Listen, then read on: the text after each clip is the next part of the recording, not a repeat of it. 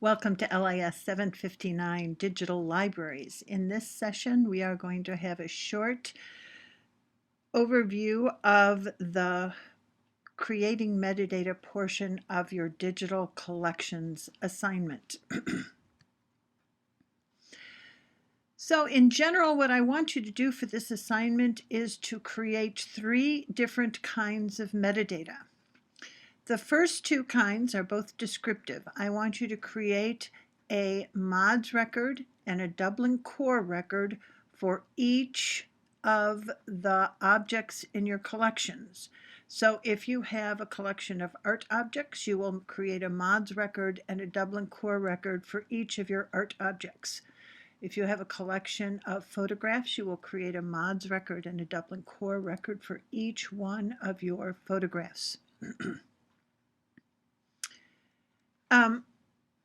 The extended metadata, the third type of metadata, is more freeform. So the first 2 are required, mods and Dublin core for each one.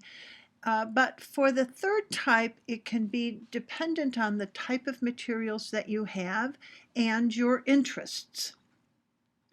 So if you have textual objects, say a collection of letters or postcards or something else that has text as an important component, you could create a transcription of each of those text objects.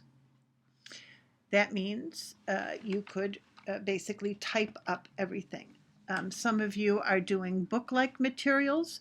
Again, that could be a transcription, could be your extended metadata. If you're more interested in the technology side of things and you want to spend some time looking at the relationships between the different components, so say you have a digital book or you have a collection of photographs or you have well, basically any type of material that you have multiple components for, you could create a METS file. And you'll remember that METS is the metadata encoding for transport syntax.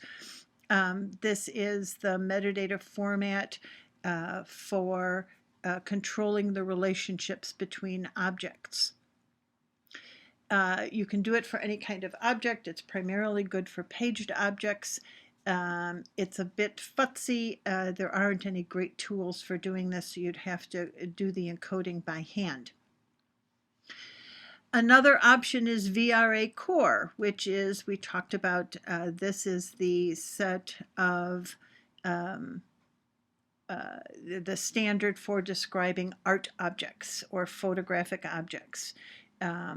There are links from the metadata slides that will take you to the VRA core page, and you could create a VRA core record for each of your digital objects.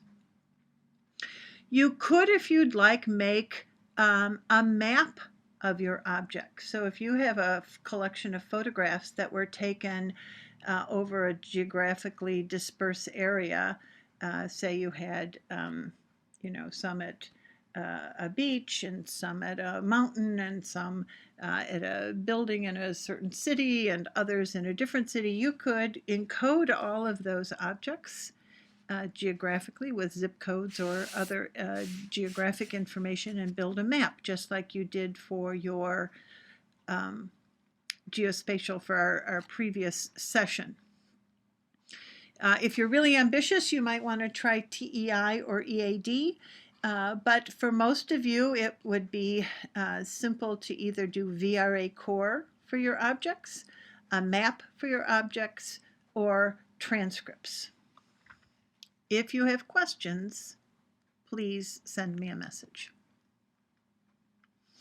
All right, so for the descriptive metadata, as I said before, two records for each of your objects.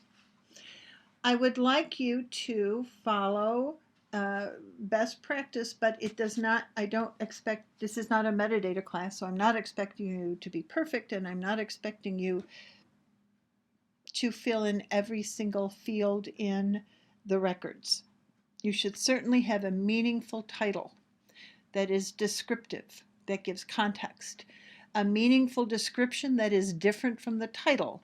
So if you have, I'm going to use my example from our the collection page that I have up on Google Sites that I've shown you in class and have a link to from the assignments page. George as a Youth. George as a Youth is a useful title. It is not the description. You cannot just repeat it in the description. It needs more. So George as a Youth as a title, George as a Youth with his Park District baseball team members conversing might be a description. Create meaningful topics for your collection. Basically, create your own set of subjects. If you would like to use LCSH, if you have materials that would fall into that, that you feel comfortable doing that, that's fine. You're also completely welcome to make up your own set of terms. So with George as a youth, we could say youth baseball, Chicago youth sports, Chicago Park District sports, 1930s youth baseball. You could see you could come up with a number of meaningful topics for that collection. Names and places when known. For art objects, you might want to look at the Getty thesaurus, the different thesauri that Getty has for media types, genre, etc. It is not required. It could be really interesting to you. The extended metadata, we talked a little bit about that, creating a transcription, creating METS files, VRA core, those are all reasonable, or a map, are all reasonable types of extended metadata for your collections. Your metadata needs to go on your collection site. Again, here is our George as a Youth page. And so, you know, there was that basically a light table display with all the thumbnails. You click on a thumbnail, you come to a page. The metadata should be on this page. Scrolling down, there could be a VRA core or a METS file for this. So the mods in Dublin core on the page with the object.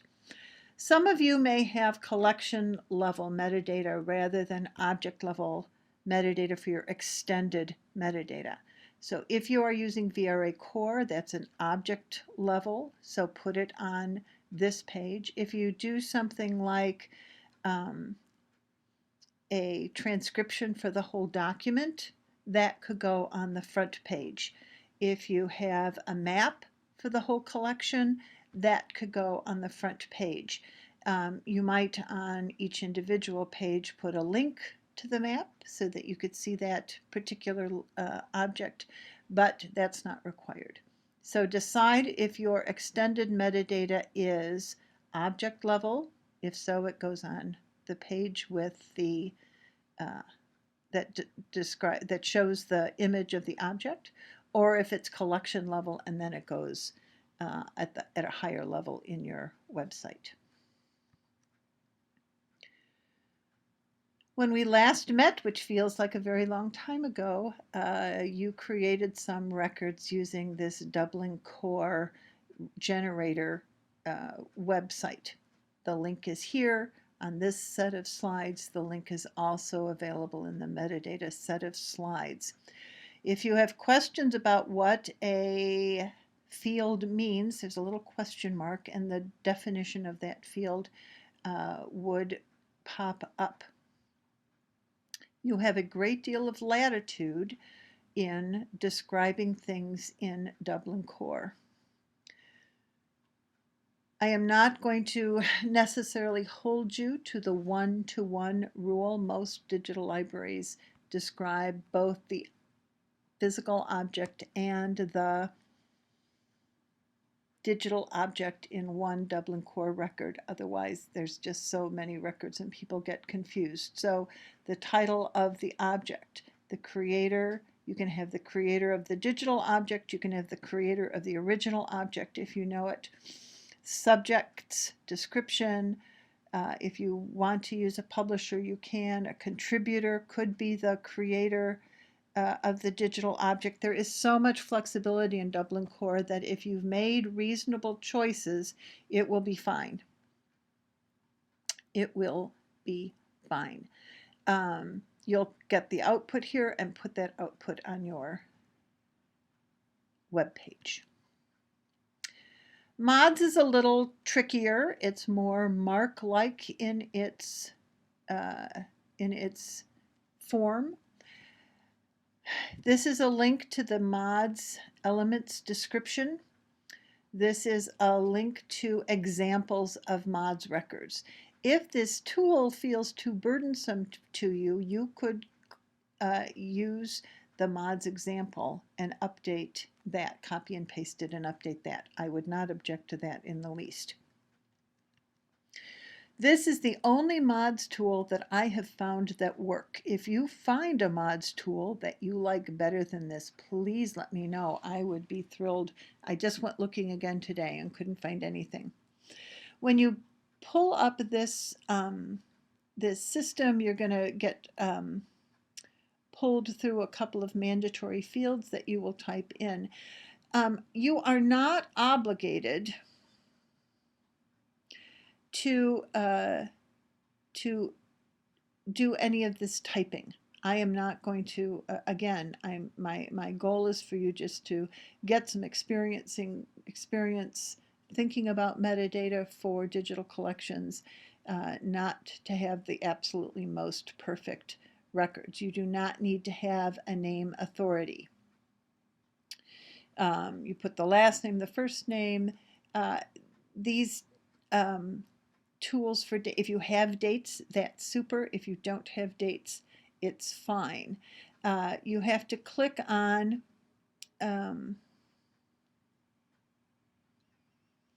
you have to actually add a name or remove a name to get the second name to come up. You can have as many names as you want, but you have to add another name and this other block will come up.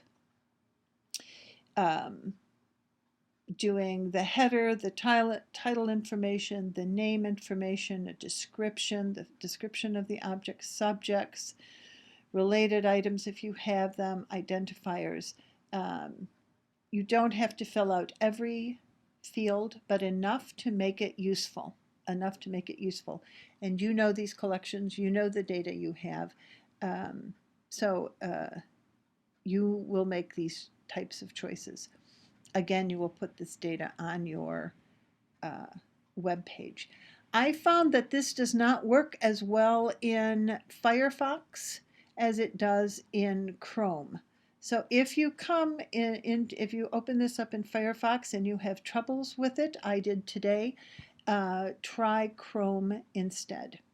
And again, you can go and copy one of these examples if that's easier for you, and insert the data that you have developed for your in your Dublin Core record into this different format. That would work just fine as well. Please let me know if you have questions. Thank you. I hope you have a great week, and I will talk to you soon.